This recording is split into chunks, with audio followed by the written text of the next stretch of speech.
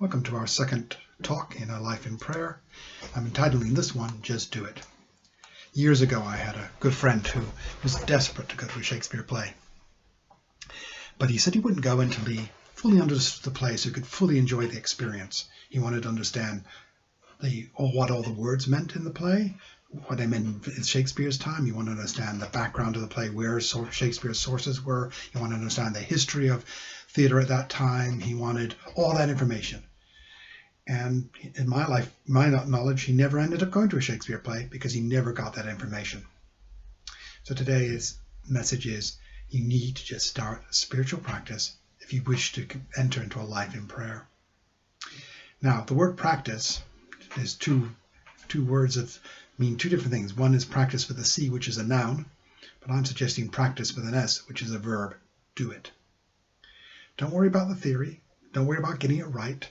Don't worry about how you're gonna deepen your practice. Just start, and those things will come. So, where do you start? Well, you'd think I would recommend one of the standard spiritual practices, sitting in meditation, stroke contemplation, chanting, using prayer beads, or whatever. But today I'd like to take maybe a suggestion that's a bit out of left field, but helps us understand what I'm talking about. And I want to talk about running as a spiritual practice. Back in the 80s, there was a writer named George Sheehan. He was a cardiologist, I think in Boston, a medical doctor who'd ran track as a young man, and at 40 years old took up running again and began to write about it. He was a very wise man, a very learned man, and a very spiritual man. And he began to see his running as a spiritual activity. It also was an activity that helped him understand himself, an activity that gave him a community to be part of, an activity that gave him a purpose in life other than just work. But he also saw it as very deeply a spiritual activity. He once compared running to be like staying in a monastery.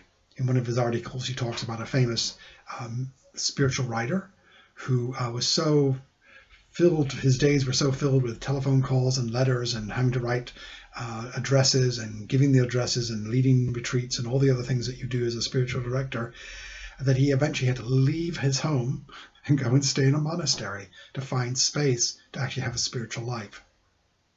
And he compares running to that same sort of type idea, sort of a mini monastery stop where he could get out of his office and create space for a few minutes, an hour or so, and disengage from the busy life and the concerns he had as a doctor with his patients and with administration, all the other things he had to do. He could find a space of quiet so he could actually engage with who he was. And he could come back not only physically refreshed, but also spiritually refreshed to his work and his life.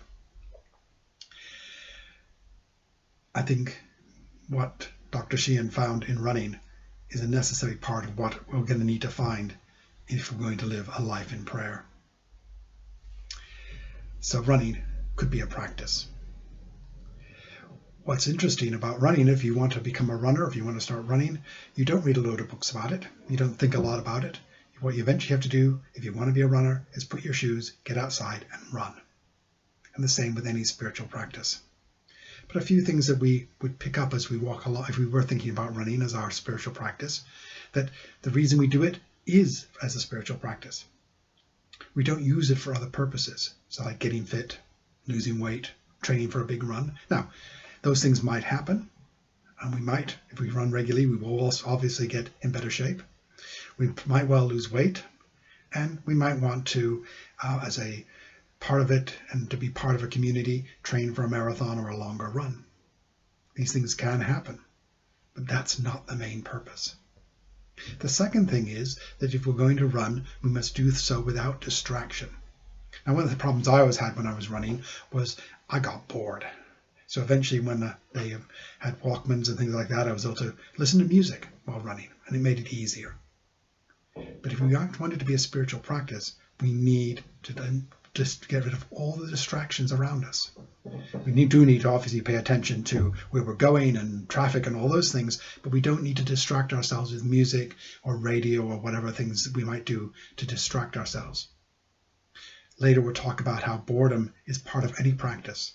The reason boredom is part of any practice is because one of the things we're trying to do is clear away all those distractions. And those distractions are things that keep us, keep drawing us away. And quite often when we have to face ourselves, there is an element of boredom, and we have to work through that. Another problem with running, which I'll just say, is that when we do develop our practices, we sometimes are going to need them in emergencies. We'll be in a meeting, we'll be in a situation that is stressful, that's difficult, and we're going to have to find a place of center. One of the problems with something like running, or some of the other things we'll be talking about, is that you really can't get up at your desk in the middle of a meeting and run. So maybe there are other activities that goes with this, but I think running is a very interesting model of what the spiritual life is. I'd like to finish with a quote from Dr. Sheehan, where he was asked by a reporter, is running a religion? Apparently someone had once described that her husband had once been a Methodist, he's now a runner. And Dr. Sheehan thought about this, and he eventually came up with a line which I think is very interesting. Running is not a religion, it is a place. Running is not a religion, it is a place. And I think that's what these talks are about. For any spiritual practice, creating a place where we can be quiet, a place where we can confront ourselves, a place where we can connect to the source, a place where we can be in prayer. And certainly for Dr. Sheehan and for many other people, running has done that.